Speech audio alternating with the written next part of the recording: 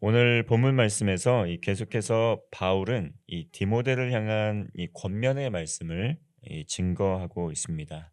그러는 가운데 이 복음의 또 의미에 대해서 또 복음의 확실성에 대해서 또 그 복음을 붙들고 믿음으로 살아가기를 다시 한번 권면하고 있습니다. 9절의 말씀입니다. 하나님이 우리를 구원하사 거룩하신 소명으로 부르심은 우리의 행위대로 하심이 아니요 오직 자기 뜻과 영원 전부터 그리스도 예수 안에서 우리에게 주신 은혜대로 하심이라.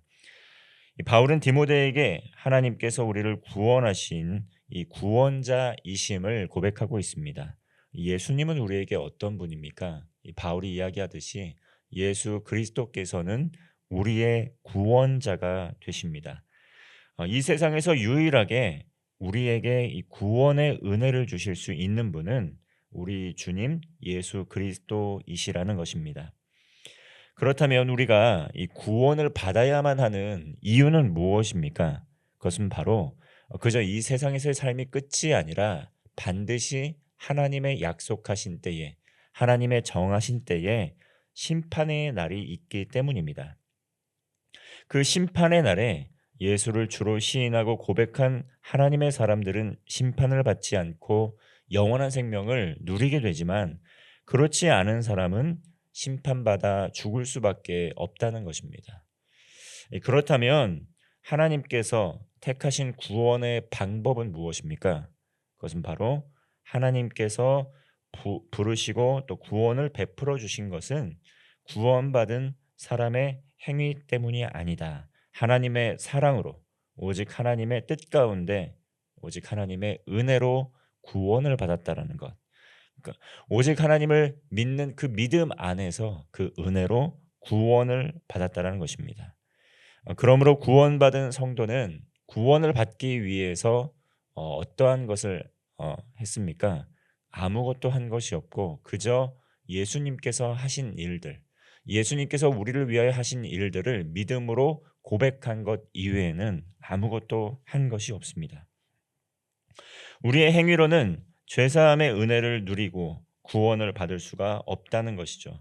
하나님의 기준으로 구원받을 만큼 합당한 삶을 살았는지 만약에 하나님께서 평가하신다면 기준표를 가지고 평가하신다면 그 하나님의 기준표를 통과할 수 있는 사람은 이 세상에 아무도 없는 것입니다.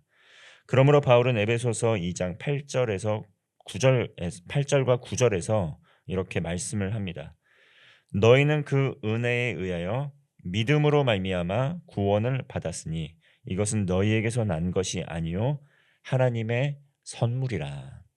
우리의 행위로 구원을 받은 것이 아니라 오직 믿음으로 말미암아 그 은혜로 인하여 믿음으로 말미암아 구원을 받았다라는 것이죠. 에베소 교회의 다른 교훈, 이 잘못된 율법주의의 가르침을 통해서 오직 예수 그리스도를 믿는 믿음으로 말미암아 구원을 받는 것이 아니라 다른 복음이 들어왔습니다. 행위를 통해서 노력을 통해서 구원을 받을 수 있다라고 이 다른 복음을 전하는 이들이 다른 복음을 증거했다는 것이죠. 그러나 우리가 구원을 받을 수 있는 것은 오직 예수 그리스도를 믿음으로 말미암아 그 은혜로 말미암아 예수 그리스도의 복음을 믿음으로 구원을 받았다라는 것입니다. 복음을 듣고 구원을 받은 것은 예수 그리스도의 십자가의 공로 때문이라는 것이죠. 바울은 계속해서 이 예수 그리스도의 십자가의 은혜와 또 부활의 역사하심에 대해서 고백합니다. 10절 말씀입니다. 10절 말씀 우리 함께 합독하겠습니다. 이제는 우리 구주 그리스도 예수의 나타나심으로 말미암아 나타났으니 그는 사망을 패하시고 복음으로써 생명과 썩지 아니할 것을 드러내신지라. 예수님께서 십자가에서 고난받아 죽으시고 어둠과 사망의 권세를 이기셨습니다. 그리고 죽음에서 부활하셨다는 것이죠. 그러므로 이제 예수 그리스도의 이름을 또 부르고 믿고 따르는 누구나 죄사함의 권세를 누리며 구원받게 되었습니다. 사도 바울은 이 복음을 위하여 하나님께 부름을 받았다라는 것이죠. 다시 율법을 지키는 행위로 구원받는 그 구원으로 돌아가는 것이 아니라 예수 그리스도의 은혜로 말미암아 믿음으로 구원받는 이 복음을 증거하기 위하여 사도 바울이 이 부르심을 받았다, 소명을 받았다라고 이렇게 이야기하고 있습니다. 말씀합니다. 11절 말씀입니다. 내가 이 복음을 위하여 선포자와 사도와 교사로 세우심을 입었노라. 이 복음을 위하여 사도 바울은 선포자, 사도, 교사로 세움을 받았다라고 말씀하고 있습니다.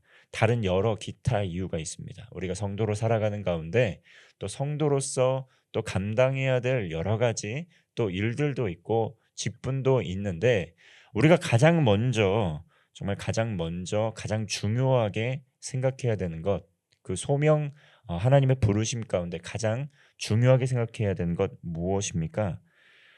복음입니다. 이 성도들은 그러므로 이 복음이 무엇인지 알기에 힘을 쓰며 성도로 살아가야 합니다. 그리고 복음의 능력으로 살면서 하나님께서 주시는 힘과 능력으로 또 복음을 증거하는 증인의 삶을 살면서 믿음의 선한 싸움을 싸워 나아가야 한다는 것이죠. 하나님께서 우리를 구원해 주신 것은 우리 개인의 성공과 또 개인의 안위에만 국한되는 것일 뿐만 아니라 하나님께서 우리를 구원하신 것은 우리를 통해 수많은 사람들이 또한 하나님의 백성이 되어 구원받도록 하기 위함입니다. 우리도 구원을 누려서 하나님의 기쁨이 충만할 뿐만 아니라 아직 복음을 알지 못하는 많은 사람들, 또 아직 또 어둠과 사망의 또 어둠 가운데 빠져서 죽을 수밖에 없는 주님의 또 예비된 백성들, 그들이 구원을 복음을 듣고 구원받기를 원하는 간절한 그 마음으로 우리에게 복음을 전하라고 이 명령을 위탁해 주신 것입니다. 그러므로 우리가 전할 것도 복음이고 또 복음을 위하여 직분을 받아 교회에서 섬기는 것이고 또 우리가 배우고 익힌 말씀을 증거하는 것입니다. 그러므로 다른 복음, 다른 가르침을 전해서는 안 된다는 것이죠.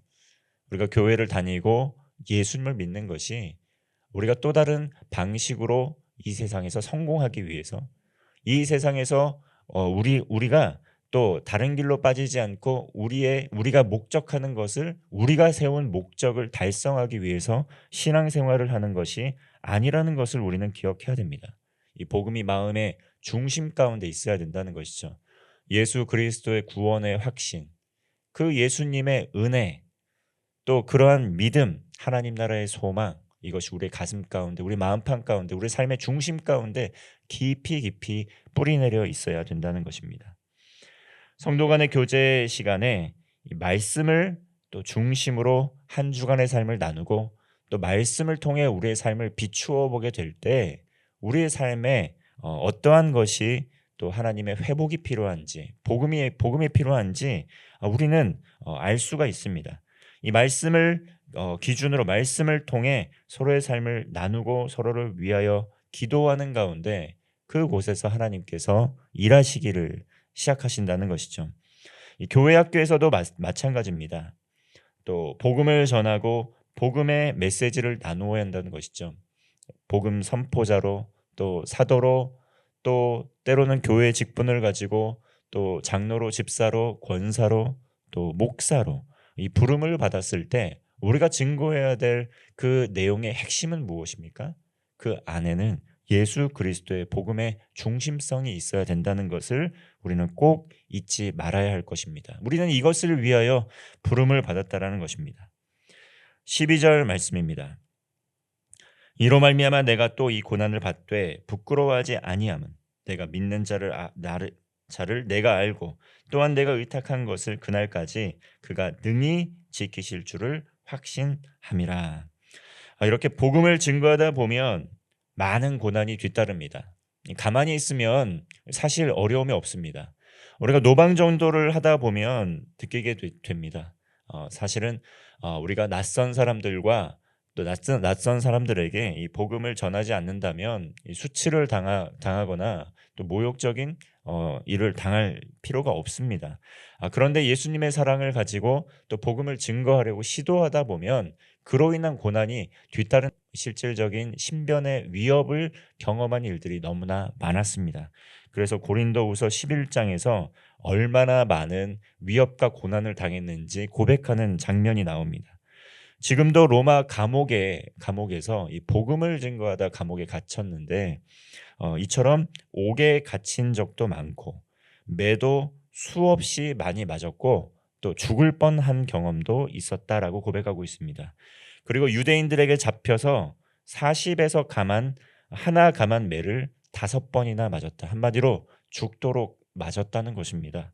그리고 3번 태장으로 맞고 또 1번 돌로 맞고 3번이나 배를 타고 가다가 또 파선하기도 하고 또 일주야를 깊은 바다에서 지내기도 했다. 여러 번 여행하면서 강의 위험과 또 강도의 위험과 동족의 위험과 이방인의 위험과 신의 위험과 광야의 위험과 바다의 위험과 거짓 형제 중에 위험을 당해서 정말 수고하고 애썼다라고 고백을 하고 있습니다. 정말 자지도 못하고 줄이고 목마르고 또 굶고 헐벗었다고 고백을 하고 있는 것이 바로 바울인데 무엇 때문에 이렇게 했습니까? 바울은 유대인 중에 유대인, 히브리인 중에 히브리인, 정말 자신의 그 가문과 배경으로 보면 이런 일을 당할 필요가 전혀 없는 상류층 종교인이었습니다. 상류층의 신앙인이었다는 것이죠. 그러나 예수 그리스도의 복음으로 삶이 변화되고 나서 그 복음을 증거하기 위한 간절한 마음을 가지고 자신의 위협을 당하는 것도 마다하지 않고 이 복음을 증거했던 것입니다. 모든 고난은 복음 때문이었습니다. 그리고 고린도후서 1장 11장 28절에서는 이 일 위에는 고사하고 아직도 날마다 내 속에 눌리는 일이 있으니 곧 모든 교회를 위하여 염려하는 것이다라고 이야기합니다. 감옥에 갇혔을 때에도 정말 복음을 증거했던 우리의 형제 자매들이 복음을 증거하는데 어려움은 없는지, 이 교회들은 든든히 세워지고 있는지 늘 그것이 가슴속에 큰 염려거리가 되었다라고 이야기를 합니다. 다시 말하면 단순히 염려만 하는 건 아니겠죠. 정말 형제 자매들이 예수 그리스도의 복음을 증거하는 가운데 많은 고난이 있겠지만 그들을 위하여 염려하는 마음으로 무엇을 했습니까? 눈물로써 그들을 위해 기도했다는 것입니다. 그리고 눈물의 편지를 보내면서 그들을 격려했다는 것입니다. 그리고 성령님께서 이 모든 일들을 지혜롭게 잘 감당할 수 있도록 성령의 능력으로 기도를 했다라는 것입니다. 13절 말씀을 보면 정말 복음을 증거하는데 수없이 많은 고난을 받았지만 고난을 이기고 승리할 수 있는 비결에 대해서 말씀합니다. 그것은 바로 예수 그리스도 안에 있는 믿음과 사랑이었습니다. 그 믿음과 사랑의 마음을 담아 말씀을 통해 명령을 지키기에 힘을 썼다는 것이죠. 구원의 확신과 하나님 나라에 대한 소망, 예수 그리스도의 은혜로 우리가 구원을 받았다라는 그 믿음 안에서 주님을 사랑하는 가운데 주님의 말씀을 지키기에 애를 썼다는 것입니다. 14절 말씀입니다. 우리 안에 거하시는 성령으로 말미암아 내게 부탁한 아름다운 것을 지키라. 또한 성령의 능력으로 이겨낼 수 있었다는 것입니다. 하나님께서는 우리를 고아와 같이 홀로 내버려 두시지 않았습니다.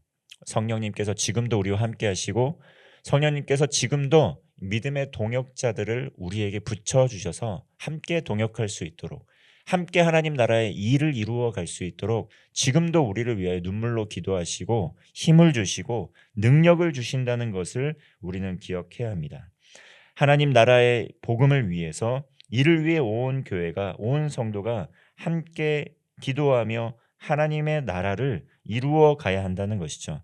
이번 주에 특별히 또 추수감사 주일을 맞아 또 전교인 출석 주일로 지키면서 하나님의 은혜에 감사하고 기도하면서 이 복음이 필요한 사람들에게 또 잠깐 또 실족해서 믿음이 식어져서 또 하나님의 전으로 나오지 못했던 이들에게 또 복음을 전할 기회가 있습니다. 이 복음을 전하고 함께 또 예배하는 가운데 또 특별히 이번 주에 구원의 역사가 일어나기를 간절한 마음으로 함께 기도하기를 원합니다. 또한 내일은 수능 시험일입니다. 수능 시험뿐만 아니라 모든 시험을 앞둔 자녀들이 앞으로의 삶을 준비하는 가운데 삶의 모든 초점이 개인의 성공과 안위에만 그치는 것이 아니라 하나님의 영광을 위하여 귀하게 쓰임 받는 하나님의 사람이 될 수 있도록 함께 힘써 기도하는 하루가 되시기를 주님의 이름으로 축원합니다. 기도하겠습니다. 살아계신 하나님 아버지, 죄와 사망으로 죽을 수밖에 없는 저희들을 십자가 대속의 은혜로 구원하여 주심에 감사를 드립니다. 예수 그리스도를 믿는 믿음 안에서 하나님을 사랑하고 이웃을 사랑하는 성도 되게 하여 주옵소서. 구원의 복음을 증거하게 하시고 복음을 증거하는 가운데 우리가 겪게 될 고난을 이길 수 있는 힘과 능력을 허락하여 주시옵소서. 가정과 교회, 일터, 삶의 모든 현장에서 주님의 복음을 증거하는 증인의 삶 살게 하여 주옵소서. 내일은 수능일입니다. 시험을 앞둔 모든 자녀들 주님께서 붙들어 주시고 개인의 성공과 안위가 인생의 목적이 되지 않게 하시고 구원의 확신과 하나님 나라의 소망을 가지고 세상의 빛과 소금의 역할 잘 감당하며 하나님 나라와 영광을 위하여 잘 준비되고 쓰임받는 믿음의 일꾼 되게 하여 주옵소서. 예수님의 이름으로 기도하옵나이다. 아멘.